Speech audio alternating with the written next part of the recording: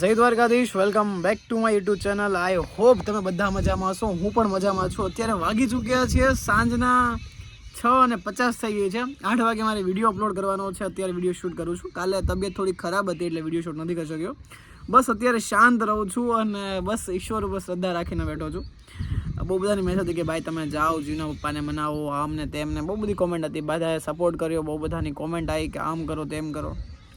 અત્યારે હું એક પણ કદમ ઉઠાવી શકું એમ નથી, કારણ કે સપોર્ટ નથી મારી પાસે કોઈ. અને બીજા નંબરે કે હું કોઈ પણ કદમ ઉઠાવીશ તો સામેવાળાને તકલીફ થઈ શકે છે, એટલા માટે બહુ શાંતિને બેઠો છું. અત્યારે બહુ બધા કોમેન્ટ આવે છે કે ભાઈ મારે પણ આવી સિચ્યુએશન છે, ભાઈ મારા મમ્મી પપ્પા માનતા નથી, ભાઈ મારે કાસ્ટ પ્રોબ્લેમ નડે છે.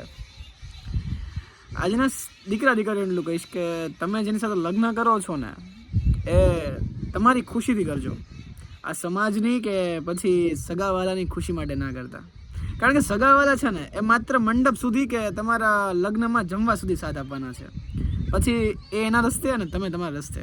તમારે આખી જિંદગી એવી વ્યક્તિ સાથે કાઢવાની કે જેની સાથે તમે લગ્ન કરો છો. મા બાપ સાથે લડવું પડે તો લડી લેજો, કેમ કે તમારી જીદ જ તમને પ્રેમ અપાવશે. આઈ ડોન્ટ નો કે મારી જીવ મારા માટે લડી શકશે કે નહીં, શું થશે આગળ, મને કશું જ નથી ખબર. બસ એની રાહમાં ને રાહમાં દિવસ કાપી રહ્યો છું. ત્યારે ઘણાને એવું લાગે છે કે આ વ્યૂઝ માટે આ બધી સ્ટોરી ક્રિએટ કરે છે, બટ ના યાર, આ રિયલ લાઈફમાં મારે ચાલે છે. આઈ નો કે જિંદગીમાં બહુ બધી મુશ્કેલીઓ આવવાની છે, મુસીબત આવવાની છે. બસ ઈશ્વર ઉપર શ્રદ્ધા રાખશો ને તો કદાચ આ સમય પણ જતો રહેશે. નહીં કહેતા કે સુખ પછી દુઃખ અને દુઃખ પછી સુખ નિશ્ચિત હોય છે. એમાં અત્યારે દુઃખ છે તો સુખ પણ આવી જશે.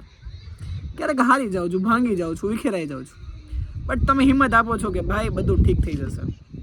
અને બસ ઈશ્વર ઉપર શ્રદ્ધા રાખીએ છીએ. એક બેનનો મેસેજ આવ્યો હતો કે ભાઈ મેં ભાગીને લગ્ન કરી લીધા છે અને અત્યારે હું મારી જિંદગીમાં બહુ જ ખુશ છું, મમ્મી પપ્પા પણ માની ગયા છે. અને સામે બીજા બેનનો પણ એક મેસેજ આવ્યો હતો કે ભાઈ હું લગ્ન તો મેં કરી લીધા, ભાગીને લગ્ન કરી નાખ્યા, અત્યારે મા બાપ નથી માનતા, પણ હા હું મારી લાઈફમાં બહુ ખુશ છું. ક્યારેક મા બાપ માને છે ને ક્યારેક મા બાપ નથી માનતા. અને એક વાત કહું, એક રિયાલિટીવાળી વાત કહું છું. કદાચ આ છે ને રિયાલિટીવાળી વાત છે એટલે કદાચ બધાને કડવી લાગી શકે છે. એક બાપ છે ને, એક બાપ જ્યારે સમાજ કરતો હોય છે અને સમાજ સાથે જ એની દીકરીને લગ્ન કરાવે છે અને જ્યારે એ દીકરી ત્યાં સુસાઇડ કરી લે છે, ત્યારે કદાચ એ સમાજ એવું કહે છે કે કાશ એ બાપને એવું કહે છે કે યાર તે તારી દીકરીને એના મનપસંદ વ્યક્તિ સાથે પરણાવી દીધી હોત તો કેટલું સારું હતું, એ જીવતી હોત. અને કદાચ ચલો લગ્ન પણ નથી કરાવે એ બાપે, પણ એ દીકરી ત્યાં એના ઘરે સુસાઇડ કરી લે છે, ત્યારે પણ કદાચ સમાજ એમ જ કહેશે એ બાપને કે યાર તમે કદાચ તમારી દીકરીનું સાંભળી લીધું હોત ને તો અત્યારે તમારી દીકરી જીવતી હોત. વાહ સમાજ વાહ. એ બાપ સમાજ કરતો હતો અને સમાજે પછી પાછું જઈને એમ કીધું કે હા, બાપ એવું વિચારે છે કે સમાજ ઇમ્પોર્ટન્ટ છે. પણ આજની બધાની મેન્ટાલિટી એવી છે. હું કોઈને ખરાબ નથી કહેતો, ના સમાજને ના મા બાપને, બસ આજના વિચારને ખરાબ કહું છું. વિચાર એવો હોવો જોઈએ કે જેમાં છે ને જેમાં દીકરીની ખુશી મહત્ત્વની હોય. કેમ કે જ્યાં સુધી તમે દીકરીને મહત્ત્વ નહીં આપો ને ત્યાં કદાચ હજારો દીકરીઓ સુસાઇડ કરી લેશે. આઈ નો મારી ઉંમર બહુ નાની છે, મને એટલા બધા અનુભવ નથી કે હું બધાના, કદાચ જે મારાથી મોટી ઉંમરના વ્યક્તિ જોતા છે ને એવું વિચાર છે કે આ તો બગબગ કરે છે, આની હજી ઉંમર નથી, આને અનુભવ નથી.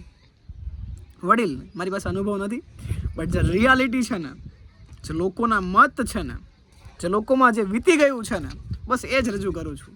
હું મારા અનુભવને શેર નથી કરતો, બટ તમારા અનુભવને શેર કરું છું. આજના સમાજને અને આજના લોકોની મેન્ટાલિટીને બદલવાની કોશિશ કરું છું કે જ્યાં સુધી તમે તમારા દીકરીનું નહીં વિચારો ને ત્યાં સુધી કદાચ એ દીકરી આજે જે સુસાઇડ કરી રહી છે ને એ ચાલુ જ રહેશે. જ્યાં સુધી તમે નહીં સમજો ને ત્યાં સુધી બળાત્કારને તમે બધા હસતા મોઢે સ્વીકાર લ્યો છો, અને એની જગ્યાએ જ્યારે તમે લવ મેરેજની વાત આવે ને ત્યારે તો ભાઈ તબાહી. વાહ, આ છે આજનો કળિયુગ.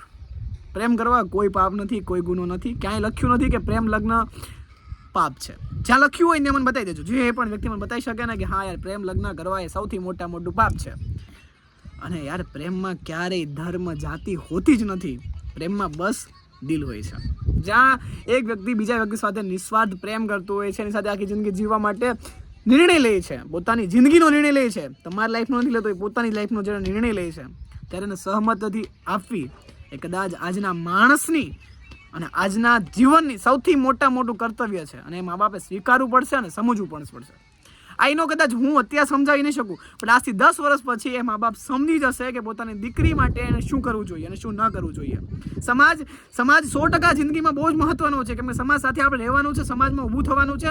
કેમ કે મનુષ્ય સામાજિક પ્રાણી છે, બટ સમાજને પણ સ્વીકારવું પડશે કે દીકરીની ખુશીથી વધારે ઇમ્પોર્ટન્ટ કંઈ હોતું નથી.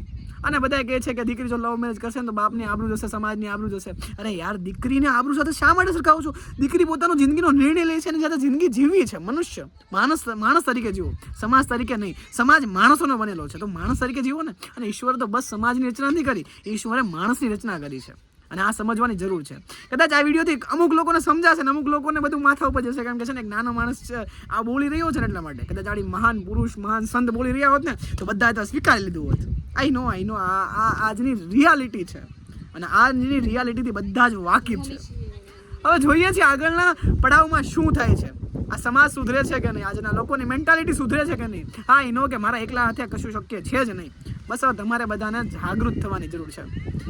હવે બસ હું મારા જીવનો વેઇટ કરું છું. ઈશ્વર ઉપર